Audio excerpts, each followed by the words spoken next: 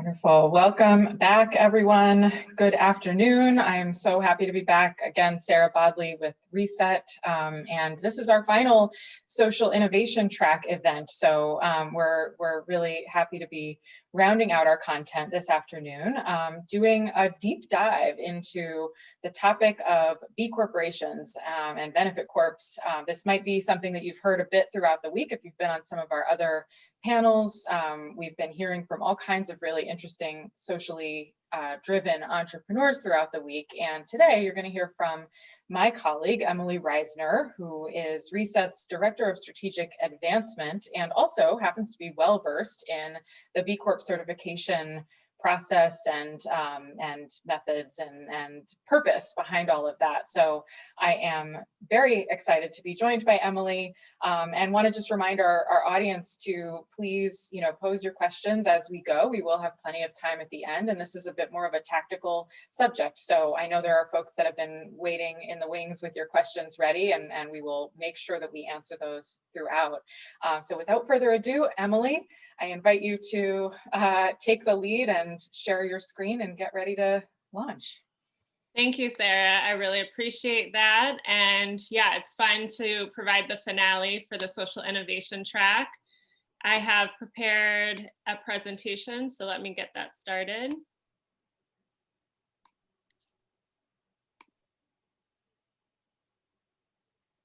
All right, so we're talking B Corp 101 today. The tagline of the B Corp is using business as a force for good.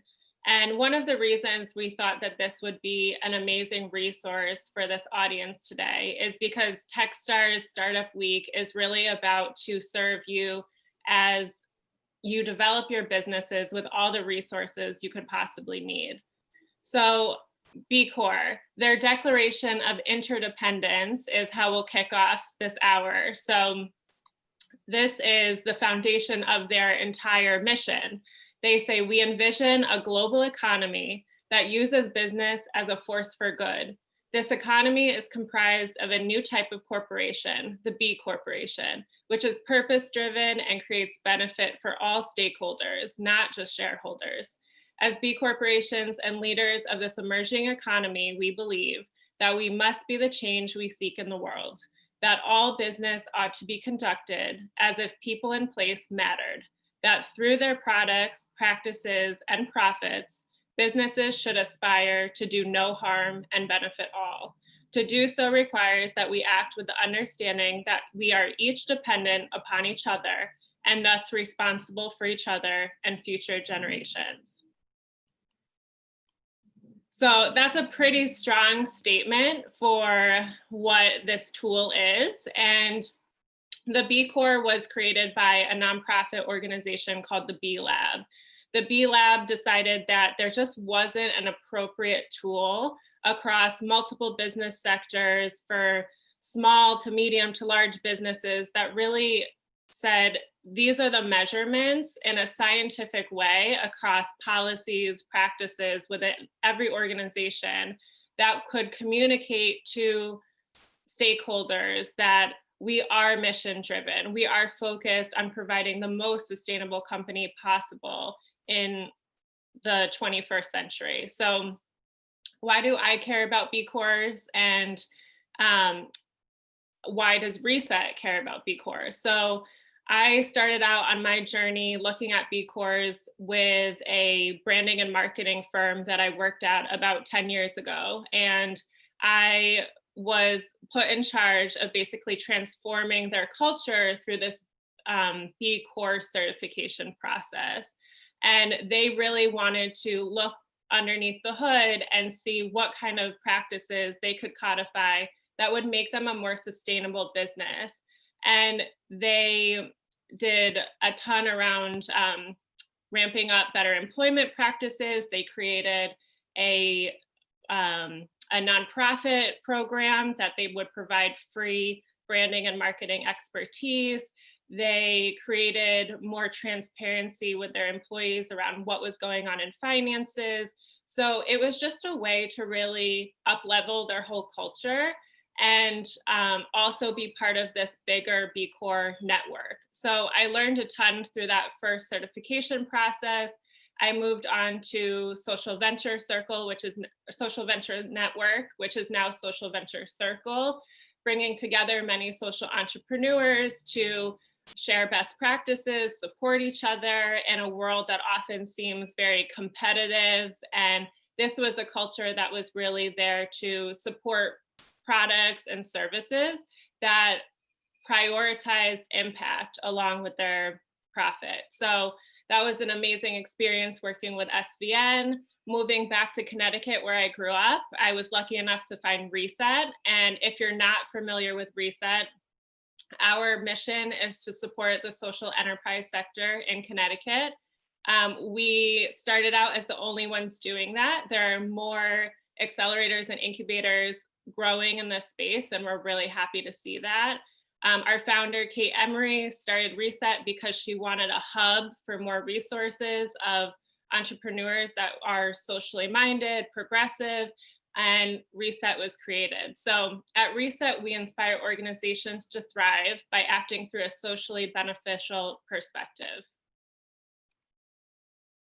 So in the 20th century, the shareholder was the most important consideration for a business. If you had an investor, all that mattered is that that investment grew through the output of the business. As we moved into the 21st century, all of a sudden, there was a recognition of stakeholder. So some of those are intentional stakeholders, whereas you have your employees, your customer.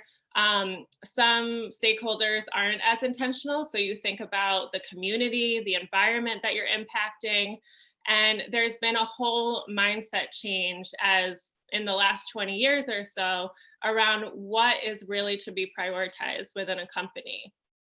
So we see more conscious consumers growing, and a conscious consumer is someone that really votes with their wallet. So it based on where you're shopping, what you're buying, where your money is going, creates a lot of consumer power, right? We're also seeing more socially responsible investors. We see impact investing, what we call patient capital. So the capital isn't necessarily going to return at the same rate as something that's typically just a for-profit investment, but the return on investment might be a higher social or environmental response. We're also seeing more social entrepreneurs and sustainable businesses popping up. So we're in a new age of business. And for us at Reset, the B Corp is a really amazing tool that's available once you launch your business and start scaling it. How do you maintain that, that index of what's going on within your company? So B Corps meet verified levels of social and environmental performance, transparency, and accountability. You can be a for-profit company of any size. It's industry agnostic. So you could be a manufacturing company, or you could be providing branding and marketing services. It really runs the gamut.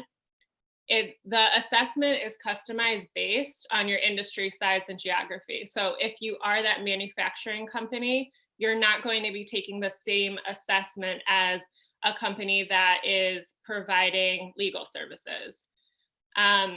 You can be any legal structure, any for-profit legal structure, and you can be certified after 1 year in business. There is something called the Pending B Corp program. So if you are a startup less than 1 year, you can begin this process for a lower cost, but you would be labeled as Pending B Corp. And that's helpful for people to make this part of their foundation, part of their infrastructure.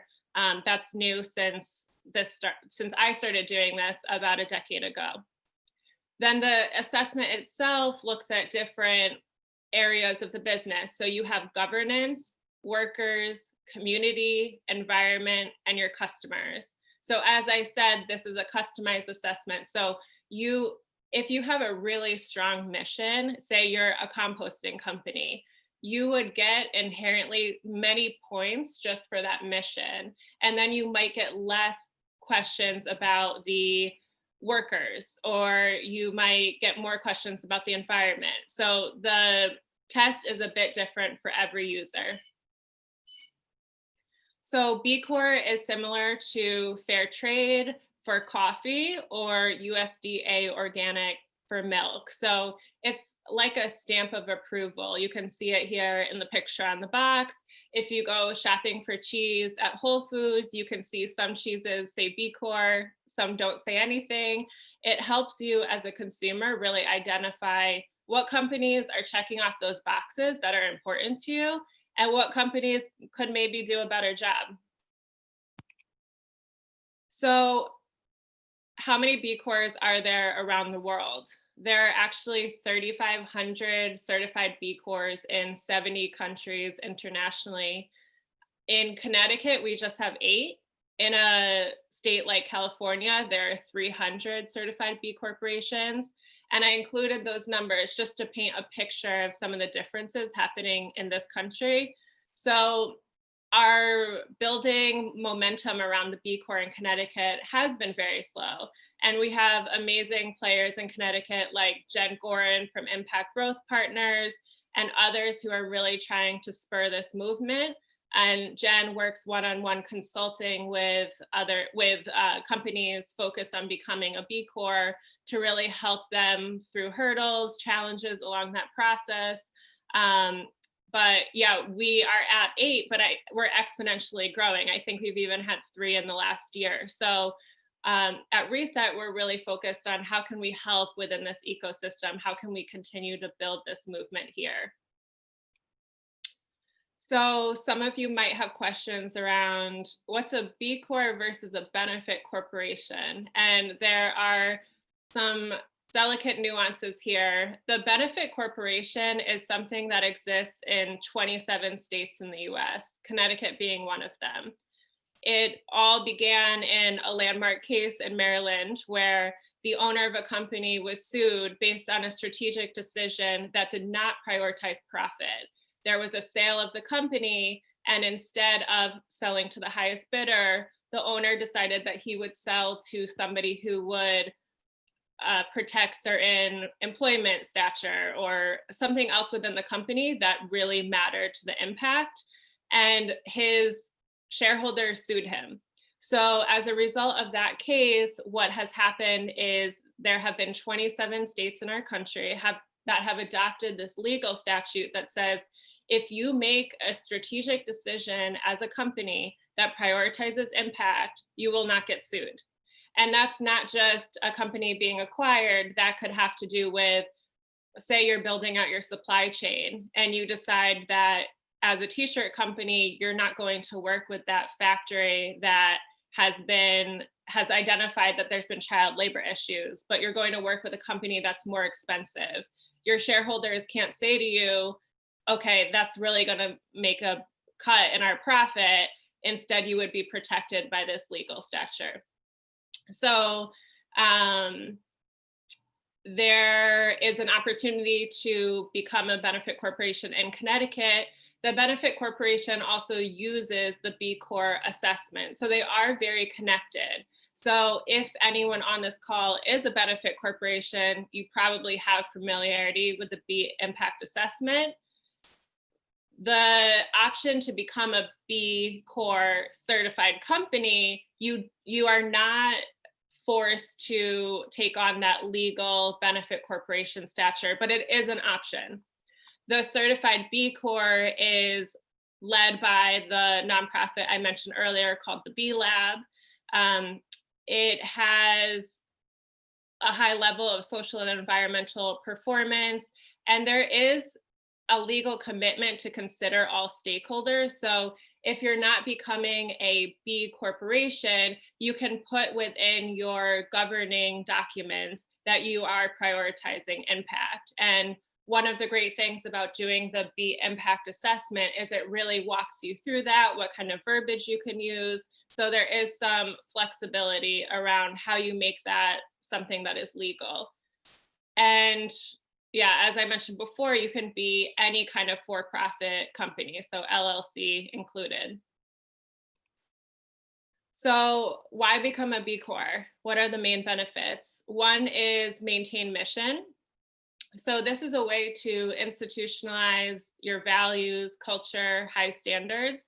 And if any of you came to Beyond Business as Usual, you might have heard from the founder of Vermont Creamery, Allison Hooper, talk about how before her company was acquired by Land O'Lakes, it became very important to become a certified B Corp because once the employment policies, environmental policies are codified, it becomes really baked into your company so that through a transition, if you're bought out, if you have new leadership, these things are all written down. They're policies, procedures that employees have signed on to.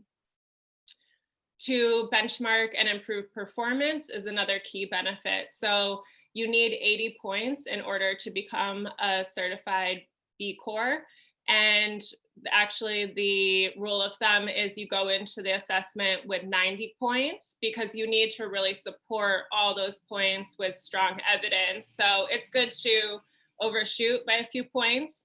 As you grow your company, as you hire new employees, as your revenue grows, the assessment changes. So it's actually a really nice tool through your growth to come back the next year and say, okay, we got 80 points last year. What does it mean if we've now gone from 2 to 5 employees? And it gives you amazing recommendations for different policies that you should start thinking about as your company scales. Providing transparency for stakeholders, supply chain, customers, etc. So I gave the example when I first did this B Corp transformation for a company called Brand IQ in LA. They were working with many companies, services, or product companies that were B Corps themselves. And when a company that is very aware of their environmental and social impact starts looking for partners, they're going to say, oh, well, this company is a B Corp versus this one. I'm not really sure what they're doing. So there's an interesting way this plays out in many different kinds of supply chains, partner building, etc. Also for customers, having the stamp of approval goes a long way. And then differentiating from competitors. As I mentioned the example with the cheese at Whole Foods, you know if there's a B Corp there or not. The same goes with detergent that you use or clothing that you buy. Patagonia being one of the most well-known B Corps, and they're so vocal and so outspoken about the impact that they're taking out in the world. Attracting and engaging talent is the 5th benefit. So the B Lab has a huge platform that actually includes all the B Corp companies that are hiring and the types of positions they're hiring for. So that just that in itself is creating an amazing opportunity for people in trying to grow their careers to think, okay, I really want to work for a company that prioritizes impact. Where do I look?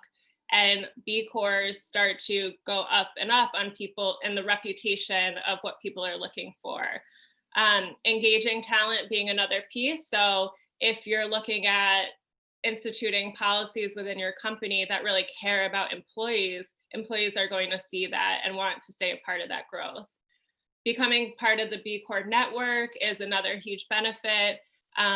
These are 3,500 companies that are out in the world that are willing to get together, talk about what impact you're making out there, and are always interested in helping another B Corp.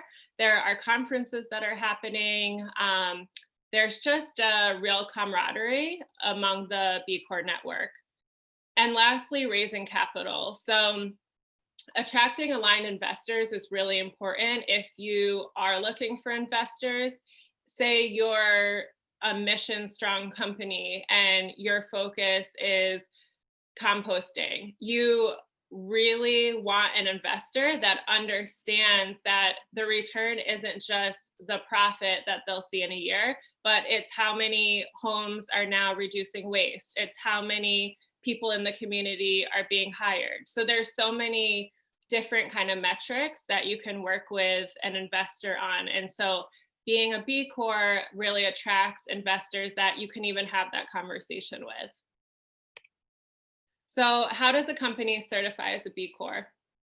You complete the B Impact Assessment. This is a free online tool. And if you're really fast, you can do it in about 3 to 4 hours, but you'll probably have to come back to it and fill in some of the holes. You will have to do some research in terms of finances, environmental questions come up. If you're a factory or a manufacturing plant, you might have to be looking at things like, what kind of light bulbs do you use? It really drills down into those minutia details to make sure that overall the big picture is that everything you're doing is with care and conscious implementation. So then you submit proof of all these policies and procedures. The B Lab is extremely helpful. They'll get on the phone one-on-one with you and go over anything that might need more support.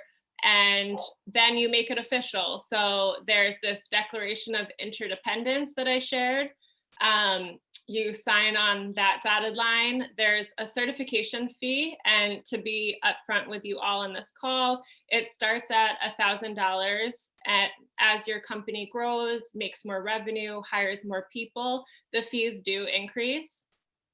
And then you add the B Corp stamp of approval to wherever you want it, your social media, your website, and start really touting this as an amazing aspect of your company. So examples of B Corps you might know and love. I've mentioned some of these so far, but one of the most well-known is Ben & Jerry's. And actually in Connecticut, the benefit corporation legislation, we nickname it the Ben & Jerry's bill, because Ben & Jerry's has been such a leader in making sure that corporations really are pioneers of creating better, more impactful stories out in the world. Patagonia has been really pioneering the social impact mission for years. And you can see on this slide that some companies are really using the B Corp to market their impact. So braving the outdoors, saving the outdoors, you can see how becoming a B Corp starts to really add to your marketing, add to your branding. Seventh Generation is one that you might be familiar with as well.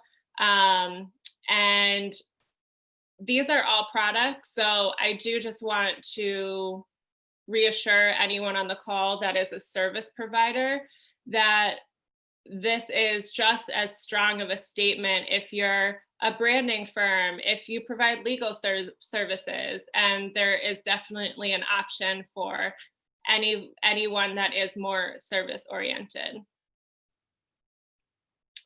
So I'm wondering if that was a lot of information. And so I'm wondering if anyone has questions or thoughts that you would like to share. Yeah, Emily, I'll throw a couple. There were some great questions coming into the audience chat. So let's start. There were actually two right now, both kind of around the benefit corporation versus B Corp, the difference there and kind of benefits of each. So first, can you, the first question here is, do you register as a benefit corporation from the outset, or do you have to be assessed with the B Corp first, if I'm reading this right? And actually there's a related question, so I'm going to give them both to you at once because you can kind of pull these apart. The other one is about whether you have to actually incorporate as a benefit corporation. Will it be easier then if you do that to become to become a certified B Corp?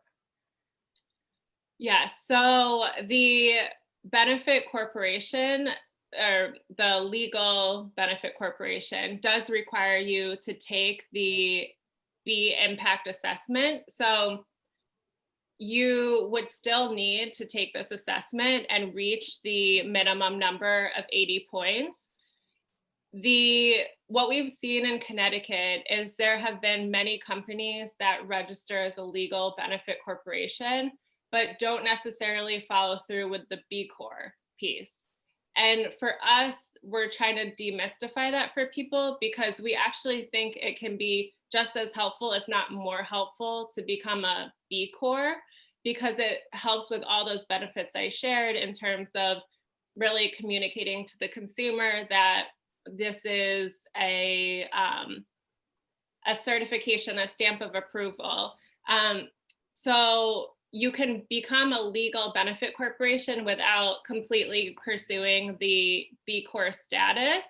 I think some people also get held up with the fees. So if you are a benefit corporation legally and you decide that $1,000 is not worth it to become a B Corp, that does stop some people from becoming a certified B Corp.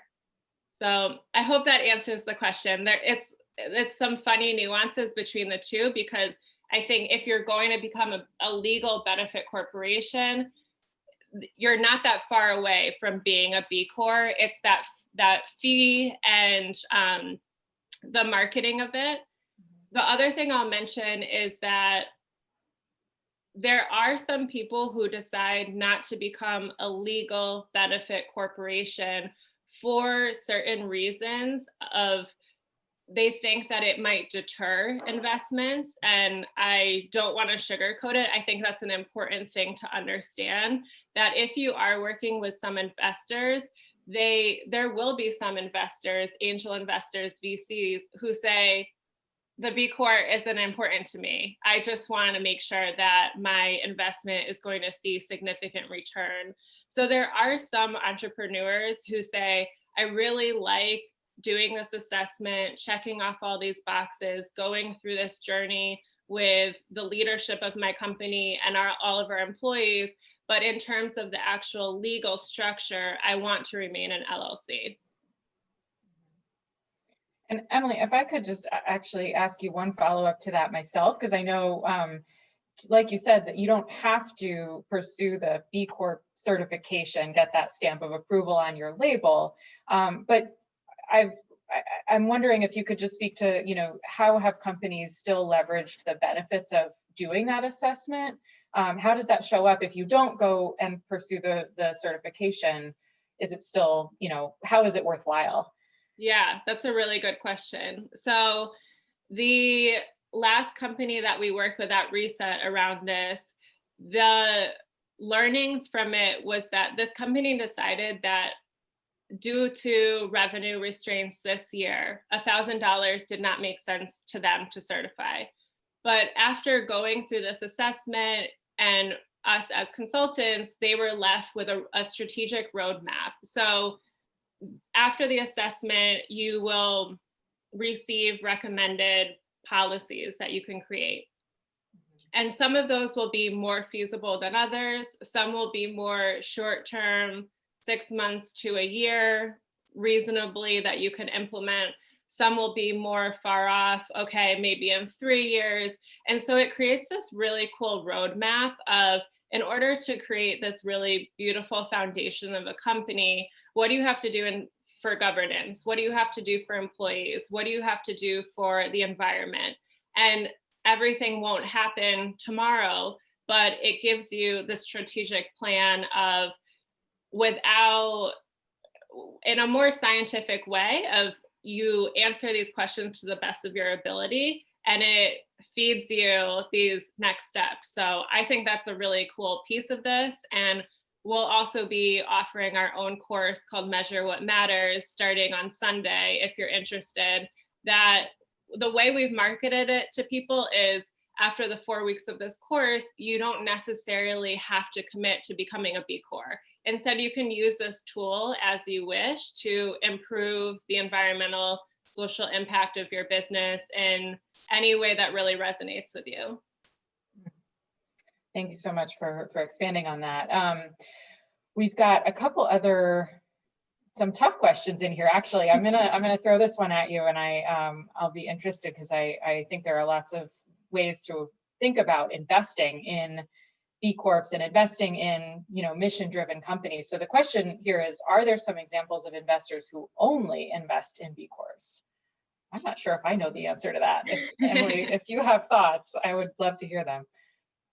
Yeah, so I know that there are some investment firms that are B Corps themselves. I don't know the name of them off the top of my head, but you can go on the B Corp website and look in the directory for investors. Um, there are definitely what are called impact investors, that they have created investment firms based on recognizing that the return isn't always profit. So they, working with an impact investor, I would say that being a B Corp definitely gives you great leverage, because you walk in the office of an impact investor, the they will definitely know what a B Corp is. This is a very much recognized certification within that whole world. I would say that if you want to work with an impact investor, being a certified B Corp is definitely advantageous for you. Mhm. Yeah, and you may be planning to expand on this a bit too, but I'll throw the question out just in case. So there may be folks wondering about, can you also be publicly traded? And I know there are some certified B Corps that have gone the IPO route even, so it can be done. And the other thing I was just gonna flag, and Emily, ask if you could just speak a bit to being acquired as a B Corp. We just had a great conversation about this last week. So can you just talk a little bit about some of what we've heard from businesses that have gone the route of acquisition as an exit, and how the B Corp certification played in? Yeah, so you can be publicly traded as a B Corp. If anybody is interested in doing some extra research after this, I would encourage you to look at Etsy's story. So Etsy started as a B Corp and then went public, and then after leadership decisions, let go of its B Corp status. So I can't tell the story as well as I would like to at this moment in front of this audience, but there's so many articles about it out there that I would really encourage you to do some research into that as a case study. But there are other examples of companies that have gone public and maintained that B Corp status and have been successful at it. Thank you. And I'm going to answer your second question. I just remembered. So in terms of being acquired as a B Corp by a bigger company, the B Lab recognizes that you're a subsidiary of a bigger company. So an example would be Vermont Creamery, that I keep coming back to because Allison Hooper, who founded that company, just spoke at BBOW. But they are still a B Corp and they still market the product as a B Corp. The chances are, if you go to Whole Foods and you look at the cheese section and you see Vermont Creamery, you won't know that it's been acquired by Land O'Lakes. So there are a lot of case studies of this happening right now. And actually, the B Lab, our contact there, we just spoke to, said this is actually something they're pushing more of. They're working with bigger companies like Land O'Lakes to acquire B Corps, because it helps influence the rest of these big conglomerate cultures. And so you will see this, other examples of bigger corporations that are all of a sudden buying up these smaller B Corps, and the B Corps are maintaining that stamp of approval. And Land O'Lakes knows that that B Corp stamp of approval is good for the product. And at the end of the day, will maintain the purchasing power of that product. Thank you so much. Yeah, I mean, and I love it. We have been talking a lot about product businesses. There's another question in the chat asking about some examples of service businesses, because it is a little bit different. So I know you've talked a lot about how the tool itself gets adapted for companies, but do you have any examples that come to mind specifically in the service space?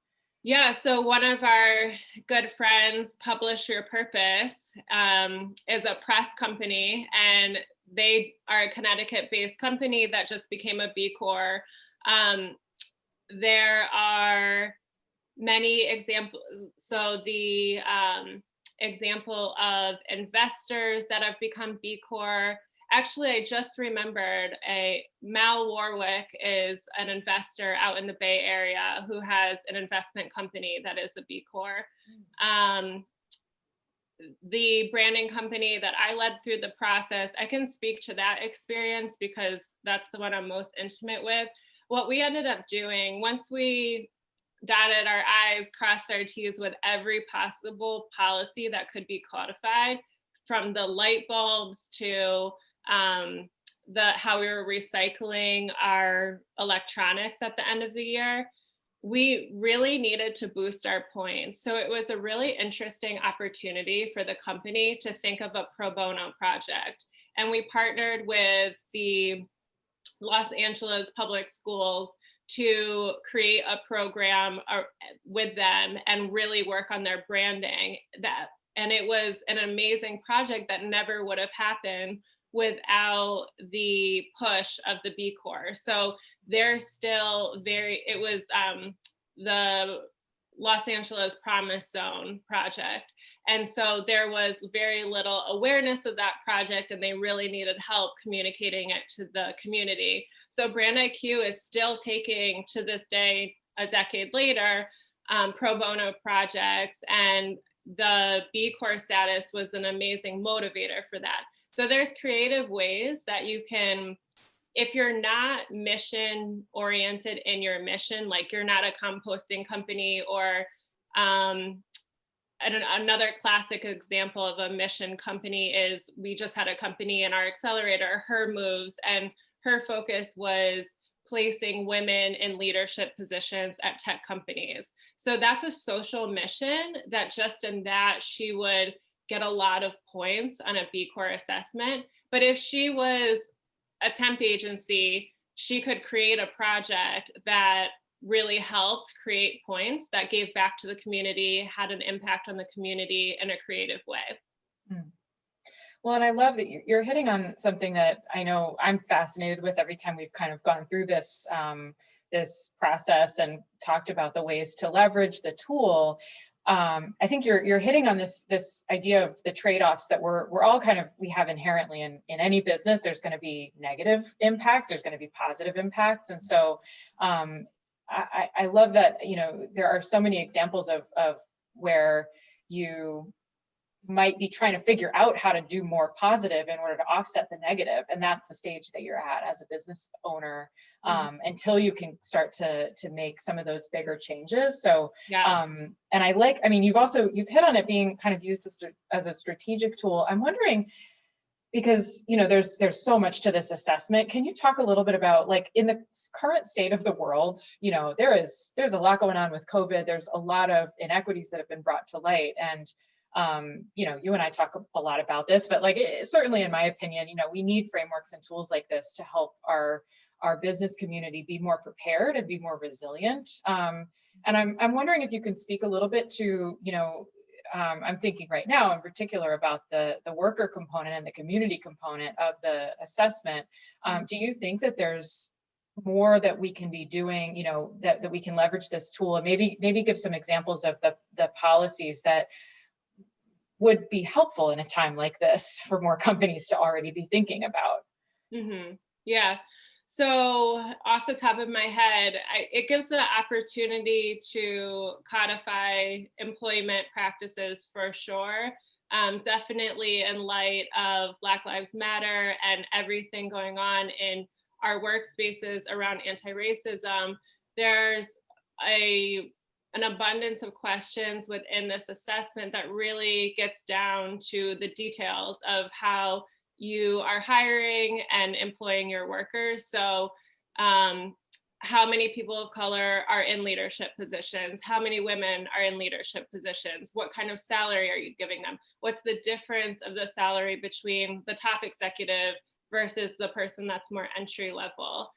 There's also a lot of questions about the community you're in. What's the average household income of the community you're in? Are you a company that has consciously decided to build a place of work or put a storefront into a community that needs more economic development? So there are those questions, and it's a helpful way to really, again, codify them, and make sure that they're written into practices and they're not like a second thought. That's just like how we do it at all of our companies. So those are definitely in there and helpful to anyone on this call. I strongly encourage you to take your company through this impact assessment and just try checking off some of these questions. And there's questions around paternity leave.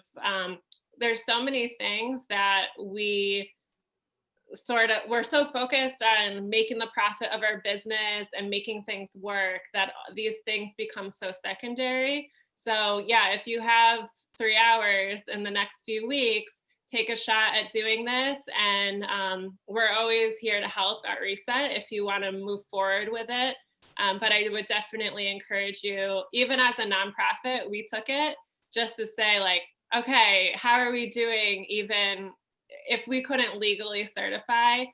Where do we need to improve? Where do we need to make more differences?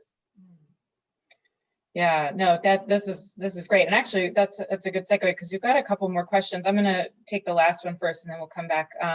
So there's a question, just how difficult is the process of switching from a C to a B Corp? And I want to clarify that because we've been talking a lot about the certification versus the legal structure. So maybe you can hit on both of those first, and then I'll give you the second half. Yeah, so you can say a C Corp and become a B Corp, a certified B Corp. So that's no problem. The process, like I said, the first pass through 3 to 4 hours, but I would give yourself 6 to 8 weeks to really complete it in a way that it's not taking all your time and energy, but you can come back to it when you have time to figure out what policies you have, which ones you don't. And then I would give yourself about 6 to 8 months working with the B Lab to submit your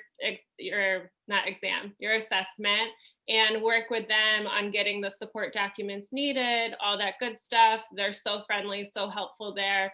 But yeah, just give yourself up to 8 months to get that all squared away.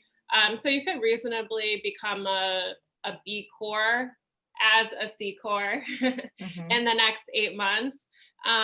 In terms of transitioning from a C Corp to a legal benefit corporation, I cannot answer what that process is really like, but we have an amazing partnership with Murtha Kalina.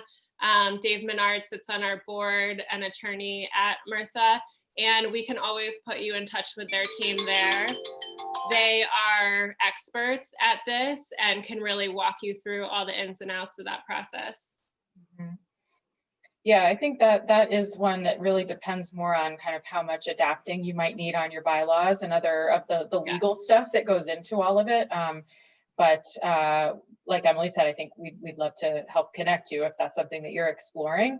And then going back to actually, nope, I missed, there's the second half of the same question. So wanting to know, do you see companies interested in the B Corp structure, but afraid that it might not be as predictable or comfortable as a traditional C Corp in the eyes of investors? Yeah, it's a good question. And I recently heard Dave Menard speak on this. And so I definitely encourage you, if you are interested in changing your legal structure, we do workshops with them that are completely free. We can also put you directly in touch with them. But one thing I heard Dave say that is important, and I will reiterate from my earlier comment, is that if you are a company that is maybe a technology company and you are building out an app, it's really important for you to know within that sector, who are your typical investors? And so when you start researching those investors, it would be a good idea to look at that investment firm and see, have they invested in any other B Corps? Or if they're not investing in B Corps, what are the kinds of missions of those companies? So I say, take the legal benefit corporation with a grain of salt, because there might be some tough conversations you have with potential investors who are really there to know about what's the return of their financial investment. However, you might not want to work with those investors. So if you're a technology company that is concerned with food waste and you want to move extra food from one location to a center where there are people in need of food, which there are apps being created about that en masse, what kind of investor do you really want to work with? So I think it comes down to what's the product you're making, what's the service you're providing, do some research on typical investors in those spaces. If it's not important for you to work with an investor, then I don't think there's as many questions about the benefit corporation for me personally. But yeah, Dave Menard, again, is a great resource to really talk you through that in terms of what sector you're in. Yeah, one other thing, I'll just build on that briefly, because I know, as Emily, you mentioned earlier, just how supportive the B Corp community is. And I mean, I've on a number of occasions had just such lovely conversations with folks just by reaching out to say, hey, how did you navigate this as you were building? Like, you know, what did you have to consider that I might not be thinking about? You will find, you know, folks that are going in this direction tend to be really, you know, they're obviously committing to it, they're paying for it, they're really putting in the time, and so they tend to be very passionate and willing to also share their experiences and knowledge with each other. So you know, you can also check the there's the whole directory on the B Corp website. So I'll throw that in the chat before we sign off too, in case folks are looking for it. But you know, I would always suggest just reaching out. So I'm going to back up to another question. Wondering if B Corps get access to discounted rates or other sort of similar benefits like nonprofits do because of their mission. Yeah, that's a great question. They do. I don't know off the top of my head what those services are, but I'm pretty sure that's on the B Corp website, and they've done a lot in that space. So I think there's some discounts around technology services and just tools that a business would use. So I would check their website to find the details on that. But yes, there are. Awesome. It looks like we do have a few more minutes, so if there are more questions from the audience, we can take a few more. In the meantime, Emily, I want to back up to one more myself, if you don't mind, because I love just going actually all the way back to the beginning of this, the statement of interdependence. I just think I love this. And I know in your experience, you know, you've talked about when you were at Brand IQ going through this, just how much of a community effort it actually needed to be with a company at that scale. Can you just speak a bit about sort of the difference there and what that's like to really be engaging as a company from kind of a cultural perspective? Yeah, that was one of the coolest aspects of the process for me, is maybe becoming something like USDA organic, or, you know, something that's more technical. It might not bring the whole company together, but it's almost impossible to become a B Corp without shared commitment from your leadership and the rest of the team, because there will be things that affect them. I'm thinking of, you can get a lot of points on creating a volunteer day for your company. And so you like getting buy-in on this process from everyone within the company is good for employee engagement, good for employee retention. At Brand IQ, I remember when I started this process, no one even knew what a B Corp was at the organization besides the director. So me just doing a presentation to my team on what a B Corp was very interesting for everyone to join in on this conversation, look at the pros and cons. So I definitely recommend, if you're on this call and you're considering this, take this back to the leadership and the rest of your team to really make the argument for what the benefits are, and then get people's questions, get people's concerns, because this is the new economy we want to create, right? It's not necessarily this top-down structure anymore. It's being more inclusive. We want to make the newest person on the team just as much involved in the process as the person who founded the company. You can also have people help in this certification process. So if there's someone in the company who has a real passion for a nonprofit in the community and they want to create that volunteer day, it's a really cool way to give them that and say, okay, I know this is something you really care about. Why don't you cultivate the partnership with this nonprofit partner, and we'll create a policy around that. And every Thanksgiving season, we'll make sure that we go out and we are working with that nonprofit to make it happen. So there's different ways to engage your team. And as I mentioned, it can evolve the whole culture of the company. So at Brand IQ, they now have this culture of giving back. They take on this one pro bono project every year. The employees there are some basics. An employee handbook is something that you will be asked for in this assessment. We're a small company at Reset, but I know an employee handbook can feel so basic, but sometimes we just don't have time for it, right? So now at Brand IQ, every employee gets an employee handbook as soon as they start, which is something I had created in this process. So it really asks you as a company to be more thorough.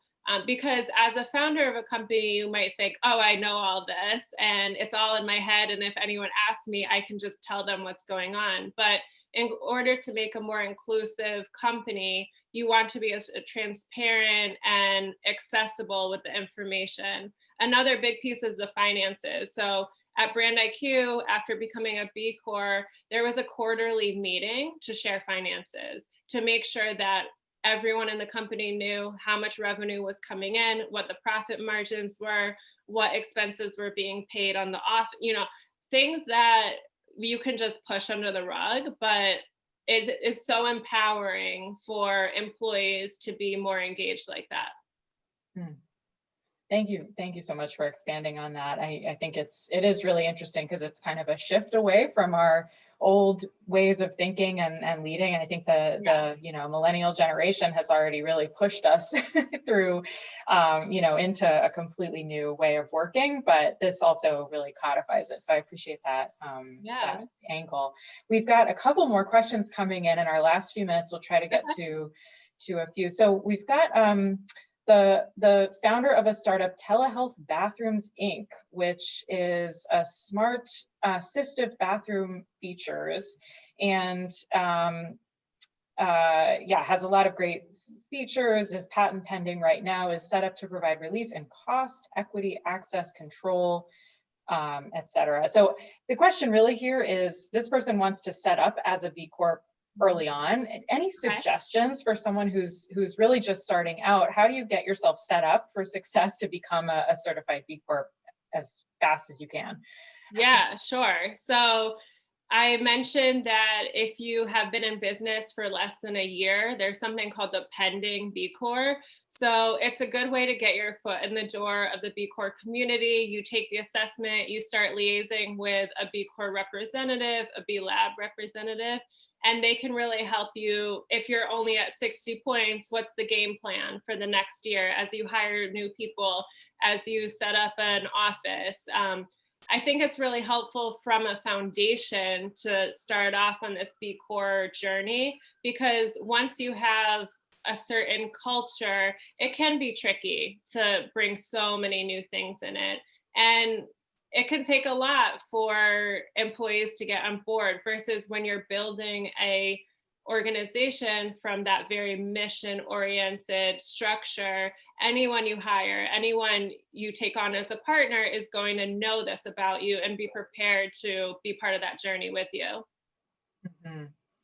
Yeah, no, that's great. And I want to stress one other thing. I know you've mentioned this along the way, but to take the assessment is free. It's only once you start the certification, if you want to actually get that stamp of approval and be listed on their website, that you have to pay the fee. But the tool itself is free, and that's one of the reasons why we encourage it so heavily. So we've got one last question. I think we've got time for one more before I ask you to kind of take us out with a bang. So just any thoughts for this person who says they want to have an app that announces accessible cultural events, arts events, performances, etc., but accessible so that there would be perhaps captioning or sign language interpretation all on an app. And they're wondering how you would view something like that through the B Corp lens.